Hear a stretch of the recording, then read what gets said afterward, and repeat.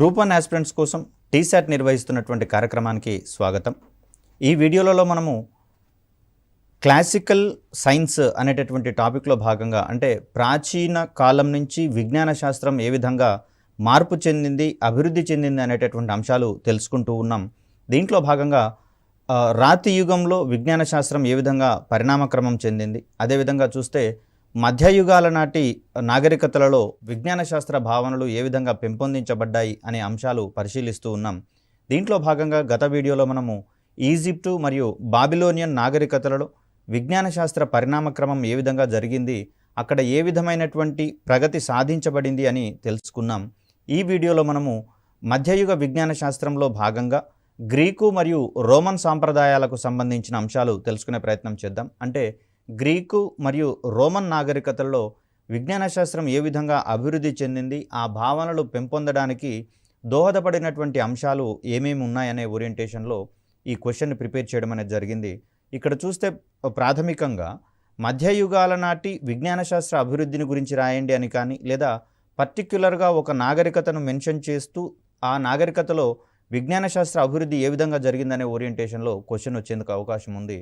So ఈ క్రమంలో చూస్తే మధ్యయుగ విజ్ఞాన శాస్త్ర అభివృద్ధిని గురించి రాయండి, లేదా గ్రీకు సాంప్రదాయంలో భాగంగా విజ్ఞాన శాస్త్ర అభివృద్ధి ఏ విధంగా జరిగిందనే ఓరియంటేషన్లో క్వశ్చన్ అడిగేందుకు అవకాశం ఉంటుంది. ఇక్కడ గ్రీకు సాంప్రదాయానికి గనక మనం గమనిస్తే, గ్రీకు కంటే ముందు వచ్చినటువంటి ఈజిప్టు మరియు బాబిలోనియా నాగరికతలతో గ్రీకులకు కొంత సత్సంబంధాలు ఉన్నట్లుగా కనిపిస్తూ ఉన్న దరిమిల వాటి యొక్క విజ్ఞాన శాస్త్ర అభివృద్ధి యొక్క ప్రతిఫలం అనేది గ్రీకు నాగరికతలో కూడా రిఫ్లెక్ట్ అయినట్లుగా మనం భావించాల్సి ఉంటుంది. ఈ క్రమంలో చూస్తే గ్రీకు సాంప్రదాయాలకు సంబంధించి ఏ విధమైన అంశాలు ఉన్నాయో తెలుసుకునే ప్రయత్నం చేద్దాం. సో ఇక్కడ విజ్ఞాన సాంకేతిక శాస్త్రాలలో ఈజిప్షియన్లు, బాబిలోనియన్లకు ఉన్న పరిజ్ఞానము గ్రీకులకు ఉన్నట్లుగా మనకు కనిపించదు. దీనికి ప్రాథమికమైనటువంటి కారణం ఏంటంటే గ్రీకులో ఉన్నటువంటి అస్థిర రాజకీయ పరిస్థితులు అని చెప్పుకోవచ్చు. అస్థిర రాజకీయ పరిస్థితులు గ్రీకులో ఉంటుండడం వల్ల ఈ మిగిలినటువంటి నాగరికతలు, అప్పటికి ఈజిప్షియన్ నాగరికతకు సంబంధించి బాబిలోనియన్ నాగరికతలకు సంబంధించినటువంటి విజ్ఞాన శాస్త్ర భావనలు తెలుసుకున్నాం కదా, మరి అవి సాధించినంత అభివృద్ధిని లేకపోతే ఆయా శాస్త్రాలలో ఈజిప్షియన్లు బాబిలోనియన్లకు ఉన్నంత పరిజ్ఞానము గ్రీకులకు ఉన్నట్లుగా మనకు కనిపించదు. దీనికి ప్రధాన కారణంగా గ్రీకులో నెలకొని ఉన్నటువంటి అస్థిర రాజకీయ పరిస్థితులను మనం ప్రధాన కారణంగా చెప్పుకుంటాం. గ్రీకు పట్టణం మరియు వాటి సంస్థానాల మధ్య నిరంతరం యుద్ధాల కారణంగా నెలకొన్న అస్థిరత గ్రీకు విజ్ఞాన శాస్త్ర ప్రతిష్టంభనకు కారణమైనట్లుగా మనకి ఇక్కడ కనిపిస్తూ ఉంది. ముఖ్యంగా చూస్తే బ్రిటిష్ వారి కాలం ముందు వరకు కూడా చూస్తే భారతదేశంలో సైతం ఇటువంటి విజ్ఞాన శాస్త్ర భావనలు అనేవి అధికంగా కనిపిస్తూ ఉంటాయి. ఇక్కడ బ్రిటిష్ వారి రాకతో భారతదేశంలో అనేక రంగాలు కుంటుపడినట్లుగా మనం గమనించవచ్చు. అదేవిధంగా విజ్ఞాన శాస్త్ర ప్రగతి సైతం అక్కడ కుంటుపడినట్లుగా మనం గమనించవచ్చు. అంటే రాజకీయంగా అస్థిర వాతావరణం ఉన్నటువంటి ఏ దేశంలో అయినా సరే ప్రగతి అనేది కొంత కుంటుపడుతుంది. కాబట్టి అటువంటి పరిస్థితులు మనం ఇక్కడ గ్రీకు సాంప్రదాయంలో భాగంగా గమనించవచ్చు. గ్రీకులో సైతం వివిధ సంస్థానాల మధ్య, అదేవిధంగా గ్రీకు పట్టణాల మధ్య ఉన్నటువంటి నిరంతర యుద్ధ పరిస్థితులు అనేవి అక్కడ విజ్ఞాన శాస్త్ర సాంప్రదాయాలు ఎక్కువగా అభివృద్ధి చెందడానికి దారి చూపలేకపోయిన క్రమాన్ని ఇక్కడ మనం గమనించవచ్చు. అదేవిధంగా చూస్తే ఇక్కడ గ్రీకులో మరి ఈ విధమైనటువంటి విజ్ఞాన శాస్త్ర ప్రగతి లేకపోయినా కూడా ఈజిప్టు మరియు బాబిలోనియన్ల ప్రభావం వల్ల గ్రీకులలో కొంతవరకు శాస్త్రీయ దృక్పథం అనేది అలవడింది. అంటే ఏదైనా అంశము ఏర్పడినప్పుడు లేదా జరిగినప్పుడు ప్రకృతిలో దానికి సంబంధించి హేతుబద్ధమైనటువంటి కారణాలను తెలుసుకునేటటువంటి ప్రయత్నం చేయడాన్ని మనం ఒక రకంగా శాస్త్రీయ దృక్పథం అనవచ్చు. శాస్త్రీయ దృక్పథం ఉన్నటువంటి విజ్ఞానవేత్తలు కావచ్చు, మనుషులు కావచ్చు, ఏ విషయాన్ని స్వతహాగా వెంటనే నమ్మేటటువంటి దృక్పథాన్ని కాక కొంత ఆలోచించే ధోరణితో వాటిని పరిశీలిస్తూ సంబంధిత అంశాలను కూలంకషంగా అధ్యయనం చేసిన తర్వాత వాటి వెనక ఉన్నటువంటి మౌలిక అంశాలను తెలుసుకునే ప్రయత్నం చేస్తారు. అప్పుడు మాత్రమే వాటికి సంబంధించినటువంటి అంశాలు పరిపూర్ణంగా నమ్మేటటువంటి పరిస్థితి ఉంటుంది. మరి ఈ రకమైనటువంటి ధోరణి మనము శాస్త్రీయ దృక్పథంగా చెప్పుకుంటూ ఉన్నాం.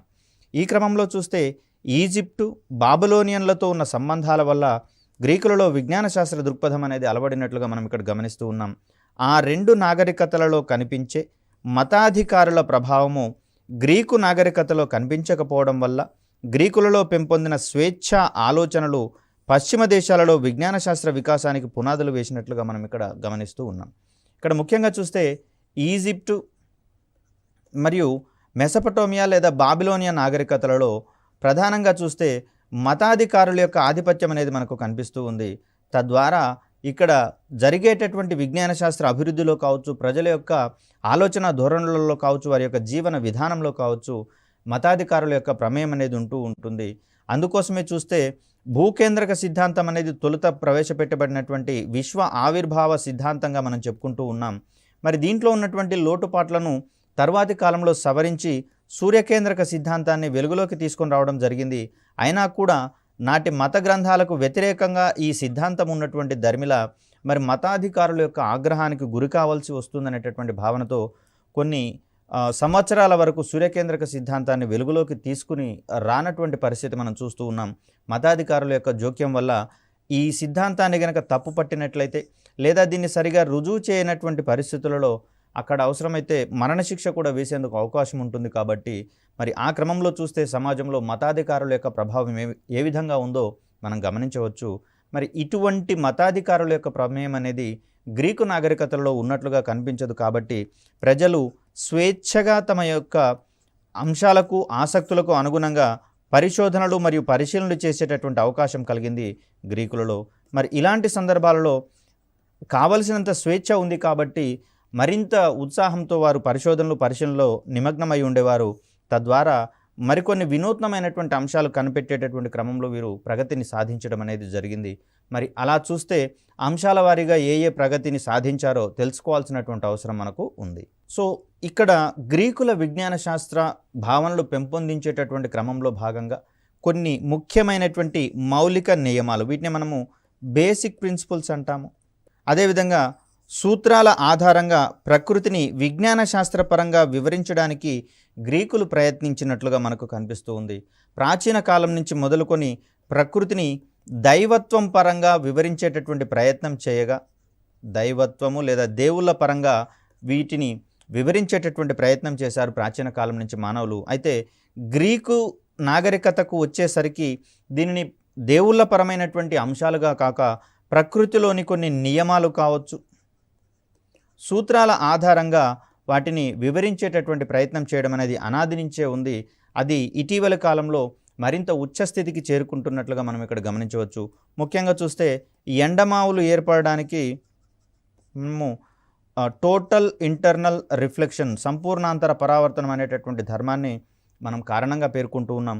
అదేవిధంగా చూస్తే ఇంద్రధనస్సు ఏర్పడడానికి కూడా ఇటువంటి దృగ్విషయాల కారణం అనేటటువంటి అంశాలను బేరేజు వేసుకుంటూ సారూప్యత ఉన్నటువంటి పరిస్థితులలో ఈ టోటల్ ఇంటర్నల్ రిఫ్లెక్షన్ అనేది ఏ ఏరియాలో పనిచేస్తుందో తెలుసుకుంటే కనుక ఆయా వస్తువులకు సంబంధించి దృగ్విషయాలకు సంబంధించినటువంటి కారణాలు మనం సహేతుకంగా తెలుసుకుంటూ వాటిని అవసరమైనటువంటి సందర్భాల్లో వివరించే అవకాశం ఉంటుంది. కాబట్టి ఇక్కడ గ్రీకు సాంప్రదాయం చూస్తే ముఖ్యంగా ప్రకృతిని దేవతల పరంగా కాకుండా దైవత్వపరమైనటువంటి అంశాలుగా కాకుండా ప్రకృతిలోని సహజ సిద్ధమైనటువంటి నియమాలుగా వాటిని వివరించే ప్రయత్నం చేయడం అనేది కొనసాగడం మనం చూడవచ్చు.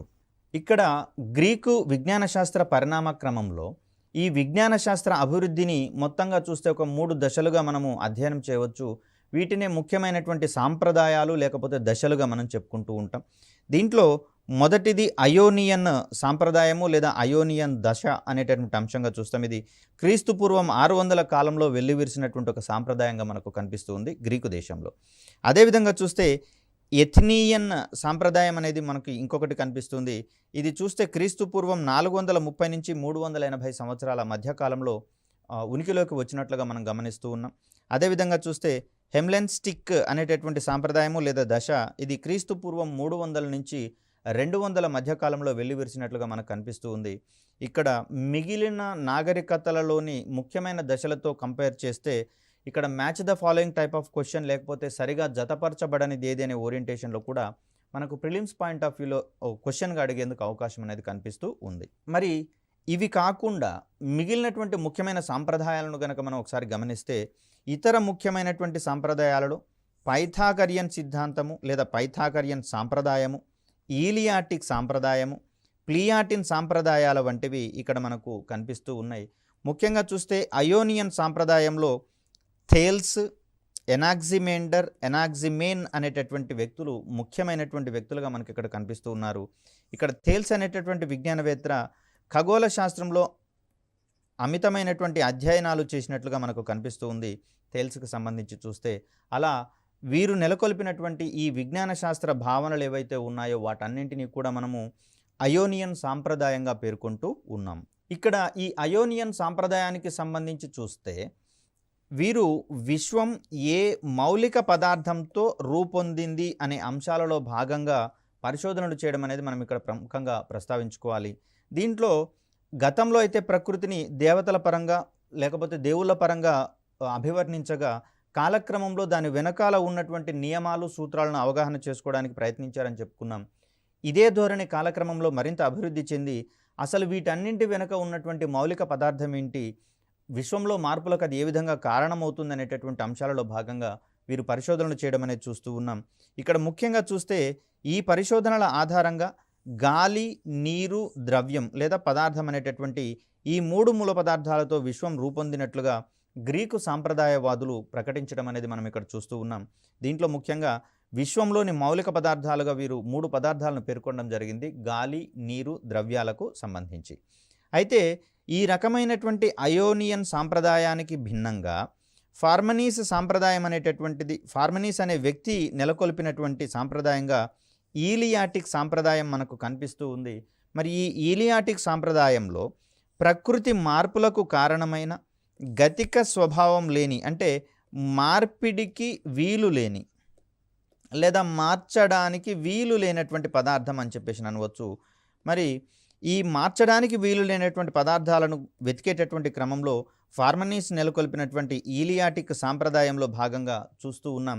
అంతక్రితము అయోనియన్ సాంప్రదాయవాదులు ఏం చేశారు, ఇక్కడ ఏ మౌలిక పదార్థాలతో విశ్వం రూపొందింది అనేటటువంటి పరిశీలనలో భాగంగా వీరు గాలి, నీరు, ద్రవ్యానికి సంబంధించినటువంటి భావనలు వెలుగులోకి తీసుకొని రాగా ఇక్కడ ఈలియాటిక్ సాంప్రదాయవాదులు ముఖ్యంగా చూస్తే ఈ ప్రకృతిలో మార్పులకు కారణమవుతూ తాను మారినటువంటి పదార్థాల యొక్క ఉనికి కోసం ప్రయత్నించడం అనేది జరిగింది. దానినే ప్రకృతి మార్పులకు కారణమవుతూ గతిక స్వభావం లేని పదార్థాల యొక్క ఉనికి కోసం వెతికే క్రమాన్ని ఈలియాటిక్ సాంప్రదాయంలో చూస్తూ ఉన్నాం. ఇక్కడ ఈ ఈలియాటిక్ సాంప్రదాయం ప్రకారము విశ్వంలో శాశ్వతంగా నిలిచిపోయేది ఏంటి అంటే ఈ విశ్వం అనేది నిరంతరము మార్పులకు లోనవుతుంది అనేటటువంటి అంశంకి శాశ్వతత్వం ఉంటుంది అనేటటువంటి అంశాన్ని ప్రముఖంగా ప్రస్తావించడం అనేది జరిగింది. ఇప్పటికీ చూస్తే విజ్ఞాన శాస్త్రంలో శాశ్వతత్వాన్ని కలిగి ఉన్నది ఏంటి అంటే అది నిరంతరం మార్పు చెందుతుంది అనేటటువంటి దృగ్విషయానికి శాశ్వతత్వం ఉన్నట్లుగా మనం గమనించవచ్చు. ముఖ్యంగా చూస్తే అనేకమైనటువంటి భౌతిక దృగ్విషయాలన్నీ అవుట్డేటెడ్గా మారుతూ మరిన్ని నూతనమైనటువంటి సాంకేతికతల ఆవిష్కరణ దిశగా పోతున్నటువంటి క్రమంలో మరి విజ్ఞాన శాస్త్రంలో శాశ్వతత్వాన్ని కలిగి ఉన్నది ఏంటి అంటే ఈ విజ్ఞాన శాస్త్రం నిరంతరం మార్పు చెందుతుంది అనేటటువంటి ఒక స్టేట్మెంట్కి మాత్రమే శాశ్వతత్వం ఉన్నట్లుగా, ఇది ప్రతి కాలంలోనూ ప్రతి సందర్భంలోనూ సత్యమే చెప్తుందనేటటువంటి అంశంలో భాగంగా దీన్ని ప్రముఖంగా పేర్కొనడం అనేది జరిగింది. ముఖ్యంగా చూస్తే టెలివిజన్ టెక్నాలజీకి సంబంధించి చూస్తే సిఆర్టీ అనేది ప్రాథమికంగా ఉంది. దీని తర్వాత ఎల్ఈడి కావచ్చు, ఎల్సిడి కావచ్చు, అదేవిధంగా ప్లాస్మా వంటి అంశాలలో భాగంగా మనకు ఈ స్క్రీన్స్ రావడం అనేది జరిగింది. మరి ఇలా చూస్తే సిఆర్టీస్ ప్రస్తుతం అవుట్డేటెడ్గా మనం చూస్తూ ఉన్నాం. మిగిలినటువంటి సాంకేతికతలు అనేవి కొత్తగా రావడం అనేది జరిగింది. ఇంకొంత అడుగు ముందుకు వేసి ఫోల్డబుల్ స్క్రీన్స్ కూడా వస్తాయనేది ఒక భవిష్యత్ అంచనా ఉంది. కాబట్టి ఇది నిరంతరం మార్పు చెందేటటువంటి క్రమంలో విజ్ఞాన శాస్త్రం అనేది ప్రాథమికంగా ఉంటుందని వెలుగులోకి రావడం అనేది జరిగింది. అదే ఈలియాటిక్ సాంప్రదాయవాదులు కూడా ప్రముఖంగా ప్రస్తావించడం అనేది జరిగింది. ఇక్కడ వాస్తవికతకు మార్పు ఉండదు. అంటే ఏదైనా ఒక విషయం సత్యము అనుకుంటే దాంట్లో ఎటువంటి మార్పుకు అవకాశం ఉండకుండా ఉండాల్సి ఉంటుంది. కాబట్టి మార్పులు ప్రదర్శించేటటువంటి ప్రకృతి వాస్తవం కాదు అని వీరు భావించడం అనేది జరిగింది. అంటే ప్రకృతిలో నిరంతరం ఏదో ఒక మార్పు వస్తుంది కాబట్టి మరి ప్రకృతి శక్తులను కనుక గమనిస్తే అవన్నీ వాస్తవమైనట్లుగా ఉండాలి అంటే ప్రకృతిలో మార్పులు ఏర్పడకూడదు. మరి అలా కాకుండా ప్రకృతిలో నిరంతరం మార్పులు ఉంటూ ఉన్నాయి కాబట్టి మరి దీన్ని వాస్తవికతకు సంబంధించినటువంటి అంశంగా పేర్కొనమన్నట్లుగా వీరు ఈలియాటిక్ సాంప్రదాయవాదులు భావించినట్లుగా చూస్తూ ఉన్నాం. ఇక్కడ చూస్తే పైథాగరియన్ సంప్రదాయంలో విశ్వంలోని మౌలిక పదార్థాల ఆధారంగా కాక ప్రకృతిని గణిత శాస్త్రపరంగా వివరించేటటువంటి ప్రయత్నాలు ఇక్కడ పైథాగరియన్ సాంప్రదాయంలో మనకు ప్రముఖంగా కనిపిస్తూ ఉంది. అంటే వీరు విశ్వంలోని మౌలిక పదార్థం అంటే అది ఏ పదార్థాల ఆధారంగా రూపొందింది అనేటటువంటి అంశాలను కాకుండా ప్రకృతిని గణిత శాస్త్రపరమైనటువంటి అంశాలలో భాగంగా వివరించడానికి పైథాగరియన్ సాంప్రదాయవాదులు ప్రయత్నించినట్లుగా మనం ఇక్కడ చూస్తూ ఉన్నాం. మరి ఇది ఎంత సఫలమైందో విఫలమైందో తర్వాత సంగతి పక్కకు పెడితే మరికొన్ని వినూత్నమైనటువంటి ప్రకృతి శాస్త్ర భావనలు విజ్ఞాన శాస్త్ర భావనలు వెలుగులోకి వచ్చినటువంటి క్రమాన్ని మనం చూడవచ్చు. ఈ క్రమంలోనే గణిత భౌతిక శాస్త్రం అనేటటువంటి ప్రత్యేక శాఖలు సైతం అభివృద్ధి చెందినటువంటి అంశాన్ని ఇక్కడ మనం ప్రముఖంగా ప్రస్తావించుకోవాల్సి వస్తుంది. సో ఇక్కడ దీనికి భిన్నంగా ప్రకృతి విజ్ఞాన శాస్త్ర సాంప్రదాయం అనేది వెలుగు చూడడం అనేది మనం ఇక్కడ ప్రముఖంగా ప్రస్తావించుకోవాలి. అంటే అయోనియన్ సాంప్రదాయం కావచ్చు, ఈలియాటిక్ సాంప్రదాయం కావచ్చు, అదేవిధంగా పైథాగరియన్ సాంప్రదాయం కావచ్చు, వీటన్నిటికీ భిన్నంగా వచ్చినటువంటి మరొక విజ్ఞాన శాస్త్ర సాంప్రదాయంగా ప్రకృతి విజ్ఞాన శాస్త్ర సాంప్రదాయాన్ని ప్రముఖంగా పేర్కొంటాం. ఇక్కడ ఎనాక్సాగోరస్ అనేటటువంటి వారు ముఖ్యంగా చూస్తే ఈ విశ్వము పరమాణువులతో రూపొందించబడింది అని వివరించడం జరిగింది. ఈ పరమాణువులకే గతిక స్వభావం లేదని, అంటే ఇవి మార్పులకు గురి కావు అని చెప్తాం. గతిక స్వభావము లేదు, లేదా ఈ పరమాణువులకు నిరంతరం మారేటటువంటి ధోరణి లేదు. అదేవిధంగా ఇవే ప్రకృతి మార్పులకు కారణమయ్యేటటువంటి భౌతిక అంశాలుగా వీరు ప్రముఖంగా ప్రస్తావించడం అనేది జరిగింది. ప్రకృతి నిరంతరం మారుతూ ఉంది అంటే దానిలో ఉన్నటువంటి పరమాణువులే ప్రధానమైనటువంటి కారణాలు. అదేవిధంగా చూస్తే పరమాణువుల యొక్క ఉనికి మారనటువంటి పరిస్థితులలో దీనిని ప్రముఖంగా ప్రస్తావించడం జరిగింది ఎనాక్సాగోరస్ అనేటటువంటి విజ్ఞానవేత్తలు. ఇక్కడ మరి రంగాల వారీగా గ్రీకుల యొక్క సాంప్రదాయాన్ని కనుక మనం పరిశీలిస్తే మొదటగా పేర్కొనాల్సింది ఖగోళ శాస్త్రానికి సంబంధించినటువంటి భావనలు. ఇక్కడ జ్యోతిష శాస్త్రము ఖగోళ శాస్త్రం రెండు కూడా ఒకదానితో ఒకటి అవినాభావ సంబంధం ఉన్నట్లుగా మనం చెప్పుకున్నాం గతంలో. జ్యోతిష శాస్త్రాన్ని మరింత మెరుగుపరిచేటటువంటి క్రమంలో ఖగోళ శాస్త్రంగా అది అభివృద్ధి చెందిందనేటటువంటి అంశాన్ని చెప్పుకున్నాం. ఈ క్రమంలో చూస్తే గ్రీకుల యొక్క ఖగోళ శాస్త్ర విజ్ఞానం చాలా అమోఘంగా ఉన్నట్లుగా కనిపిస్తుంది. థేల్స్ అనేటటువంటి విజ్ఞానవేత్త ఈ క్రమంలో ఒక అడుగు ముందుకు వేసి గ్రహణాలను ముందుగానే అంచనా వేయగలిగే సామర్థ్యం కలిగి ఉన్నట్లుగా మనకు తెలుస్తుంది. అదేవిధంగా చూస్తే పైథాగరియన్లు ఖగోళ శాస్త్ర విషయాలను సంఖ్యాపరంగా వివరించేటటువంటి ప్రయత్నం చేశారు. మరి పైథాగరియన్లు ఇక్కడ చూస్తే ప్రముఖంగా భూకేంద్రక సిద్ధాంతం పట్ల వారు విశ్వాసాన్ని ప్రకటించగా, అరిస్టాటిల్ వంటి వారు ఈ సిద్ధాంతంలో ఉన్నటువంటి లోటుపాట్లను సవరించేటటువంటి క్రమంలో సూర్యకేంద్రక సిద్ధాంతాన్ని బలపరిచినట్లుగా మనం ఇక్కడ గమనిస్తూ ఉన్నాం. ఎప్పుడైతే అరిస్టాటిల్ సూర్యకేంద్రక సిద్ధాంతాన్ని బలపరచడం జరిగిందో తద్వారా ఇక్కడ ఈ సూర్యకేంద్రక సిద్ధాంతానికి సంబంధించి విశ్వవ్యాప్త ఆమోదం లభించినట్లుగా మనం చూస్తూ ఉన్నాం. ఎందుకంటే అరిస్టాటిల్ కాలం నాటికే ప్రయోగపూర్వక విజ్ఞాన శాస్త్రం మీద, ప్రయోగపూర్వక విజ్ఞాన శాస్త్రాల మీద ఎక్కువగా పరిశోధనలు అనేవి జరగడం చూస్తూ ఉన్నాం. కాబట్టి ప్రతి ఒక్క సిద్ధాంతాన్ని రుజువు చేసేటటువంటి క్రమంలో దానికి అనువైనటువంటి పరికరాల ఆధారంగా కొన్ని ఎక్స్పెరిమెంట్స్ చేసి వాటిని బలపరచడమో లేదా విమర్శించడమో లేకపోతే దాన్ని పక్కకు పెట్టడం అనేది జరిగింది. కాబట్టి ఇలా చూస్తే అరిస్టాటిల్ ఏకీభవించడంతో సూర్యకేంద్రక సిద్ధాంతానికి విశ్వవ్యాప్త ఆమోదం లభించినట్లుగా మనం గమనించవచ్చు. ఇక్కడ గ్రీకులకు సంబంధించి గణిత శాస్త్రపరమైనటువంటి అంశాలు ఏ విధంగా అభివృద్ధి చెందాయో గమనించే ప్రయత్నం చేద్దాం. గ్రీకులు గణిత శాస్త్రంలో అద్భుతమైనటువంటి పరిజ్ఞానాన్ని సంపాదించినట్లుగా మనం ఇక్కడ చూస్తూ ఉన్నాం. వీరు సంఖ్యా సిద్ధాంతం, నెంబర్ థియరీని ప్రవేశపెట్టడం జరిగింది. దీని సహాయంతో రేఖాగణితానికి విజ్ఞాన శాస్త్ర స్థాయిని కల్పించడం అనేది మనం చూస్తూ ఉన్నాం. అంత క్రితం కేవలము రోడ్లు, అదేవిధంగా భవనాలు, ఓకేనండి, వీటికి సంబంధించి గుళ్ళు గోపురాలకు సంబంధించి వీటి యొక్క ఆకృతులకు సంబంధించి మాత్రమే వారు తగిన పరిశీలనలు చేస్తూ ఉండగా దీనిని మరింత విస్తృతపరిచి వారు ఆ రేఖా గణితానికి ఒక విజ్ఞాన శాస్త్ర స్వభావం, అంటే దాంట్లో సైతం పరిశీలించదగిన అంశాలు చాలా ఉన్నాయని, పరిశోధించాల్సినటువంటి అంశాలు చాలా ఉన్నాయనేటటువంటి ఓరియంటేషన్లో దానికి కూడా ఒక ప్రత్యేకమైనటువంటి సైన్స్ విభాగంగా వీరు ఏర్పాటు చేయడం అనేది జరిగింది. అదేవిధంగా చూస్తే అకరణీయ సంఖ్యల ఆవిర్భావంతో, అంటే మనకు తెలుసు అకరణీయ సంఖ్యలు అంటే వీటిని P/Q ఫామ్లో రాస్తాము. ఇక్కడ హారము శూన్యం కాకూడదు కాబట్టి P/Q రూపంలో ఉన్నటువంటి సంఖ్యలను మనం ఇక్కడ అకరణీయ సంఖ్యలుగా చెప్పుకుంటూ ఉంటాం. అదేవిధంగా సంఖ్యాభావనల నుంచి క్షేత్రగణిత భావనల ఆవిర్భావానికి వీరి పరిశీలనలో దారితీసినట్లుగా మనం ఇక్కడ గమనిస్తున్నాం.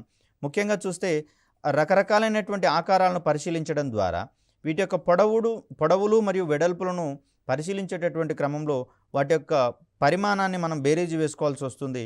సో తద్వారా ఈ రకమైనటువంటి పరిశోధనలన్నీ కూడా క్షేత్రగణిత భావనలకు దారితీసినట్లుగా మనం ఇక్కడ చూస్తూ ఉన్నాం.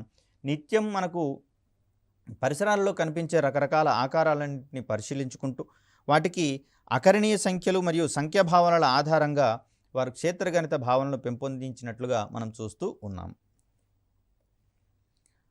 అదేవిధంగా గణిత రాశికి సంబంధించి చూస్తే సూక్ష్మ రాశి కలన గణితం అనేటటువంటిది ఇన్ఫెర్టెండ్ క్యాల్కులస్ అనేటటువంటి గణిత శాస్త్ర విభాగానికి యూడోక్సిస్ మరియు ఆర్కిమిడీస్ పునాదులు వేసినట్లుగా మనకి ఇక్కడ కనిపిస్తుంది. ముఖ్యంగా చూస్తే ఆర్కిమిడీస్కి గణిత శాస్త్రంలోను అదేవిధంగా భౌతిక శాస్త్రంలోను మరింత క్లియర్ కట్గా చెప్పాలంటే యాంత్రిక శాస్త్రంలో వీరికి అపరిమితమైనటువంటి ఆసక్తి కావచ్చు, పరిజ్ఞానం కావచ్చు ఉన్నట్లుగా మనకి ఇక్కడ గమనిస్తూ ఉన్నాం. సో అలా చూస్తే యూడోక్సిస్ మరియు ఆర్కిమిడీస్ వంటి వారు ఒక ప్రత్యేకమైనటువంటి విభాగంగా సూక్ష్మరాశి కలన గణితాన్ని పెంపొందించినట్లుగా మనం చూస్తూ ఉన్నాం. అదేవిధంగా చూస్తే పై విలువను 5 స్థానాల వరకు ఆర్కిమిడీస్ ఖచ్చితంగా అంచనా వేసినట్లుగా మనకి ఇక్కడ కనిపిస్తూ ఉంది. పై విలువ అనేది ఇక్కడ మనకు వృత్త పరిధికి దాని వ్యాసం పొడవుకు మధ్య ఉండేటటువంటి నిష్పత్తిని మనం ఇక్కడ పై విలువకు సంబంధించినటువంటి అంశంగా చూస్తూ ఉన్నాం. మరి ఈ పై విలువను 5 స్థానాల వరకు ఆర్కిమిడీస్ ఖచ్చితంగా అంచనా వేసినట్లుగా మనకి ఇక్కడ కనిపిస్తూ ఉంది. అదేవిధంగా చూస్తే యూక్లిడ్కి సంబంధించి ద ఎలిమెంట్స్ అనేటటువంటి గ్రంథాన్ని రచించడం అనేది చూస్తూ ఉన్నాం గణిత శాస్త్రంలో తను చేసినటువంటి పరిశీలనలు మరియు పరిశోధనల ఆధారంగా. అదేవిధంగా చూస్తే సరళ రేఖలు స్ట్రైట్ లైన్స్ వైశాల్యాలు కొలవడానికి గాను the method of successive approximations అనేటటువంటి సిద్ధాంతాన్ని యూడోక్సిస్ ప్రతిపాదించినట్లుగా మనం ఇక్కడ గమనిస్తూ ఉన్నాం. అంటే విజ్ఞానవేత్త ఒక్కరే అయినా కూడా పలు విభిన్నమైనటువంటి విజ్ఞాన శాస్త్ర సాంప్రదాయాలలో వారికి ప్రావీణ్యం ఉన్నట్లుగా మనకి ఇక్కడ తెలుస్తూ ఉంది.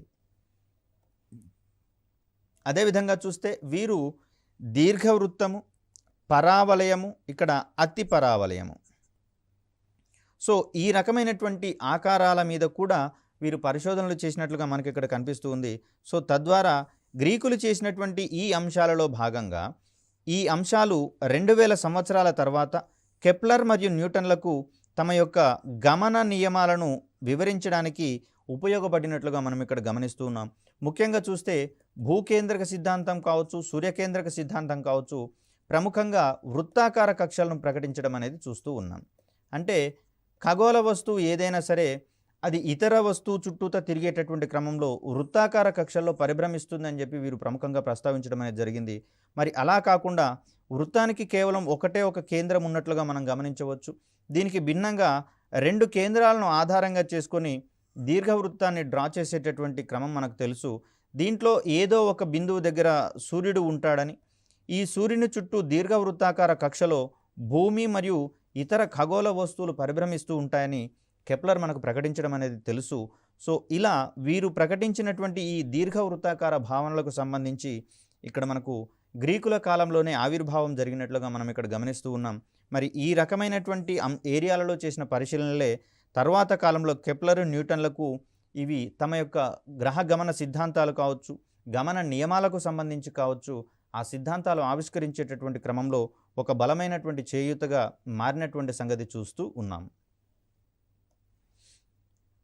మరి భౌతిక శాస్త్రానికి సంబంధించి వీరి పరిశోధనలు ఏ విధంగా ఉన్నాయో గమనించే ప్రయత్నం చేస్తే సృష్టికి కారణభూతమైనటువంటి పరమాణు సిద్ధాంతాన్ని వీరు ప్రతిపాదించడం అనేది ఒక ప్రముఖమైనటువంటి అంశంగా చూస్తూ ఉన్నాం. దీంట్లో ఇంత క్రితమే చెప్పుకున్నాం మనం, విశ్వ ఆవిర్భావంలో పరమాణువులు అనేవి కీలకంగా పరిణమిస్తాయని, ఇవి ప్రకృతిలోని మార్పులకు కారణమవుతూ ఉన్నాయి, కానీ పరమాణువులు మార్పుకు గురికావు అనేటటువంటి అంశాలు ప్రముఖంగా ప్రస్తావించుకున్నాం. దానినే మనం పరమాణు సిద్ధాంతానికి సంబంధించినటువంటి అంశంగా చూస్తూ ఉన్నాం. అదేవిధంగా చూస్తే పైథాగరియన్లు ప్రతిపాదించిన గణిత శాస్త్ర సిద్ధాంతాలకు సైతం భౌతిక శాస్త్రపరమైనటువంటి వివరణలు ఇవ్వడం ద్వారా ఒక ప్రముఖమైనటువంటి అంశంగా గణిత భౌతిక శాస్త్రం వెలుగులోకి వచ్చినటువంటి సంగతి మనం ఇక్కడ గమనించవచ్చు. అదేవిధంగా చూస్తే సంగీత శబ్దాల మీద వీరు చేసినటువంటి కృషి వల్ల శబ్దశాస్త్రం, దీన్ని మనము అకాస్టిక్స్ అంటాము, అంటే ధ్వనిని అధ్యయనం చేసేటటువంటి శాస్త్రంగా మనకి ఇక్కడ గమనిస్తూ ఉన్నాం. ఇదే భారతీయ సాంప్రదాయాల్లో కనుక మనం గమనిస్తే నాగార్జున విశ్వవిద్యాలయంలో సైతం ఏకకాలంలో అనేక మంది విద్యార్థులకు ఆచార్యులు బోధించేటటువంటి క్రమాన్ని మనం ఇక్కడ గమనించవచ్చు. ఇవన్నీ ధ్వని శాస్త్రానికి సంబంధించినటువంటి అంశాలుగా చూస్తూ ఉన్నాం. మరి ఆ కాలంలోనే ఒక పెద్ద ఆడిటోరియంలో 2000 నుంచి 3000 మంది విద్యార్థులకు విజ్ఞాన శాస్త్ర భావనలు బోధించాలి అంటే అక్కడ చివరిలో ఉన్నటువంటి వ్యక్తులకు సైతం క్లియర్ కట్గా వినిపించాల్సి వస్తుంది. కాబట్టి మరి ఆనాటికే ఈ శబ్దశాస్త్రానికి సంబంధించిన భావనలు వెలుగులోకి వచ్చినట్లుగా మనం చూస్తూ ఉన్నాం. అదేవిధంగా చూస్తే భౌతిక శాస్త్రం మూల సూత్రాల నిర్మాణంలో అరిస్టాటిల్ చేసినటువంటి కృషి అమోఘమైనదిగా మనం చూస్తూ ఉన్నాం. ముఖ్యంగా ప్రయోగాత్మక భౌతిక శాస్త్రానికి లేదా ప్రయోగాత్మక విజ్ఞాన శాస్త్రానికి బాటలు వేసిన వారిగా అరిస్టాటిల్ కనిపిస్తూ ఉన్నాడు. వీరి పరిశీలన కనుక మనం గమనిస్తే కిందికి పడే వస్తువుల యొక్క వేగం అనేది వాటి యొక్క భారం మీద ఆధారపడి ఉంటున్నట్లుగా మనం ఇక్కడ చూడవచ్చు. పదార్థాలకు రెండు రకాలైనటువంటి భౌతిక రాశులు ఉంటాయండి. ఒకటి ద్రవ్యరాశి కాగా, అంటే దాంట్లోని పదార్థం యొక్క పరిమాణాన్ని ద్రవ్యరాశిగా చెప్పుకుంటూ ఉంటాం. ఈ ద్రవ్యరాశి మీద గురుత్వాకర్షణ ప్రభావం వల్ల ఏర్పడేది భారము లేదా బరువుగా చెప్తాం. సో ఇలా ఒక వస్తువు కొంత నిర్ణీత ఎత్తు నుంచి కింద పడేటటువంటి క్రమంలో అది పొందేటటువంటి వేగం అనేది దానిలో ఉండేటటువంటి భారం మీద, అంటే ఆ ద్రవ్యరాశి మీద గురుత్వాకర్షణ శక్తి యొక్క ప్రభావం వల్ల కలిగే దృగ్విషయాన్ని బరువు అంటున్నాం. దాని యొక్క బరువు మీద ఆధారపడుతుందని చెప్పడం జరిగింది. అదేవిధంగా సహజంగా ప్రతి వస్తువు కదలిక లేనటువంటి విరామ స్థితిలోనే ఉంటుందన్నట్లుగా ఇక్కడ వివరించడం జరిగింది అరిస్టాటిల్కి సంబంధించి. అదేవిధంగా చూస్తే యాంత్రిక శాస్త్రంలో భాగంగా యాంత్రిక శాస్త్రం మూల సూత్రాలు ఎలిమెంట్స్ ఆఫ్ మెకానిక్స్ అనేటటువంటి గ్రంథాన్ని సైతం రచించడం జరిగింది. దీంట్లో సరళ యంత్రాల గురించి, అదేవిధంగా భూమి ఆకర్షణ కేంద్రానికి సంబంధించినటువంటి అంశాలు సైతం ఆనాడే ప్రముఖంగా ప్రస్తావించడం అనేది మనం గమనించాల్సిన అంశం. తర్వాత ఇతని పరిశీలనకు సంబంధించి చూస్తే ప్లవన సూత్రాలను గురించి ఇతను చేసినటువంటి అధ్యయనాల ఆధారంగా లోహాల శుద్ధత తెలుసుకునేటటువంటి విధానం, అదేవిధంగా నౌకా నిర్మాణము ప్రాచుర్యం పొందినట్లుగా మనం ఇక్కడ గమనించవచ్చు. తను వస్తువుల యొక్క సాంద్రతలను నీటి సాంద్రతతో బేరీజు వేసుకుంటూ అక్కడ 3 రకాలైనటువంటి ప్లవన సూత్రాలను ప్రవేశపెట్టడం అనేది జరిగింది. ఒక వస్తువు యొక్క సాంద్రత నీటి సాంద్రత కంటే తక్కువగా ఉన్నట్లయితే అది నీటి మీద తేలుతుందని, వస్తువు సాంద్రత నీటి సాంద్రత కంటే ఎక్కువగా ఉంటే అది నీటిలో మునుగుతుందని, వస్తువు సాంద్రత నీటి సాంద్రతతో కనుక సమానంగా ఉంటే ఆ వస్తువు సగభాగం నీటి మీద తేలుతుంది, సగభాగం నీటిలో మునిగి ఉంటుందనేటటువంటి అంశాలు ప్రముఖంగా పేర్కొనడం జరిగింది. ఈ ప్రిన్సిపల్స్ ఆధారంగా లోహాల స్వచ్ఛతను తెలుసుకునేటటువంటి క్రమం, అదేవిధంగా నౌకలను నిర్మించేటటువంటి క్రమంలో ఈ ప్లవన సూత్రాలు కీలకమైనటువంటి పాత్ర పోషిస్తూ ఉన్నాయి. అదేవిధంగా చూస్తే ఈ రకమైనటువంటి పరిశీలనల ఆధారంగా తనను ప్రయోగ భౌతిక శాస్త్ర పితామహునిగా ఆర్కిమిడీస్ పేరు కనపడడం అనేది జరిగింది. అదేవిధంగా చూస్తే గాలి నిర్దిష్ట దిశలో ప్రయాణిస్తుందనేటటువంటి సంగతి తెలుసు మనకు. కాబట్టి ఈ క్రమంలో గాలి కదలికలు కనుగొనేందుకు, అదేవిధంగా న్యూమాటిక్స్ అనేటటువంటి వాయు ప్రవర్తన శాస్త్రాన్ని సెసిబిసేస్ ప్రవేశపెట్టినట్లుగా మనం ఇక్కడ గమనిస్తూ ఉన్నాం. పవనం యొక్క కదలికలకు సంబంధించినటువంటి అధ్యయన శాస్త్రంగా మనం ఇక్కడ న్యూమాటిక్స్ అనేటటువంటి శాస్త్రాన్ని తెలుసుకుంటూ ఉంటాం. మరి జీవశాస్త్రానికి సంబంధించి చూస్తే అనాది కాలంగా మానవుడు తన యొక్క ఆహారపు అవసరాల కోసం కావచ్చు, ఇతరత్ర దైనందిన జీవితంలోని అవసరాల కోసం కావచ్చు, జంతువులను కావచ్చు, వృక్షాలను కావచ్చు, తను నిరంతరం పరిశీలిస్తూ ఉన్నాడు. ఈ రకమైనటువంటి పరిశీలనే కాలక్రమంలో జీవశాస్త్రంగా పరిణామక్రమం చెందినట్లుగా చూస్తూ ఉన్నాం. శతాబ్దాల తరబడి ప్రకృతి పరిశీలన కొనసాగుతూ గ్రీకుల కాలానికి జీవశాస్త్రంగా ఆవిర్భవించడం అనేది జరిగింది. దీంట్లో భాగంగా జంతువుల వర్గీకరణకు, శరీర ధర్మ శాస్త్ర అధ్యయనానికి అరిస్టాటిల్ అనేకమైనటువంటి అమోఘమైనటువంటి కృషి చేసినట్లుగా మనకి ఇక్కడ కనిపిస్తూ ఉంది. ముఖ్యంగా చూస్తే జంతువుల వర్గీకరణ ద్వారా వాటి యొక్క సారూప్య లక్షణాలు తెలుసుకునేందుకు అవకాశం ఉంది. అదేవిధంగా మనం ఆధారపడదగినటువంటి జంతువులేవి, ఆహారానికి ఉపయోగపడేటటువంటి జంతువులేవి అనేటటువంటి అంశాలు కూడా ప్రముఖంగా ఈ వర్గీకరణ ద్వారా మనకు తెలుసుకునేందుకు వీలుంటుంది. మరి వైద్యశాస్త్రానికి సంబంధించి చూసినా కూడా గ్రీకులు వైద్యశాస్త్ర భావనలో అనేకమైనటువంటి కృషి జరిపినట్లుగా మనం ఇక్కడ చూస్తూ ఉన్నాం. ముఖ్యంగా చూస్తే వీరి కాలంలో మ్యాజిక్ చికిత్స, వైద్యశాస్త్ర చికిత్స అని 2 పద్ధతులు వాడుకలో ఉండేవి. రోగికి అక్కడ చికిత్స చేసేటటువంటి వ్యక్తి తనకు అంత క్రితము రాత్రి కలలో వచ్చినటువంటి అంశాల ఆధారంగా చికిత్స చేసేటటువంటి క్రమం మ్యాజిక్ చికిత్స కాగా, పూర్తి వైద్యశాస్త్ర పరిభాషలో చికిత్స చేసేటటువంటి విధానము మరొకటి అమలులో ఉండేది. దీంట్లో ఎవరికి నచ్చినటువంటి చికిత్సను వారు పొందేటటువంటి క్రమాన్ని కూడా మనం గమనించవచ్చు. అదేవిధంగా అనారోగ్యం ఏర్పడేందుకు దోహదపడేటటువంటి కారణాలను సైతం గ్రీకులు వివరించినట్లుగా మనకు తెలుస్తూ ఉంది. ముఖ్యంగా చూస్తే గాలి వంటి మూల అనుఘటకాలు సామరస్యంగా ఉన్నటువంటి సందర్భాలలో ఆరోగ్యం పెంపొందుతుందని, సామరస్యం లోపించినటువంటి క్రమంలో అనారోగ్యం కలుగుతుందనేటటువంటి అంశాలు ప్రముఖంగా ప్రస్తావించడం అనేది జరిగింది. మనం కూడా చెప్పుకుంటూ ఉన్నాం, గాలి కాలుష్యం వల్ల, నీటి కాలుష్యం వల్ల, ఆహార కాలుష్యం వల్ల మనము పలు రకాలైనటువంటి వ్యాధులు వస్తున్నాయని చెప్పేసి అనుకున్నాం. ఈ కాలం నాటికి గాలితో సామరస్యం ఉన్నప్పుడు మాత్రమే ఆరోగ్యంగా ఉంటామని, సామరస్యం లోపిస్తే అనారోగ్యం వ్యాప్తి చెందుతుందనేటటువంటి అంశాలు ప్రముఖంగా వీరు పేర్కొనడం అనేది చూస్తూ ఉన్నాం.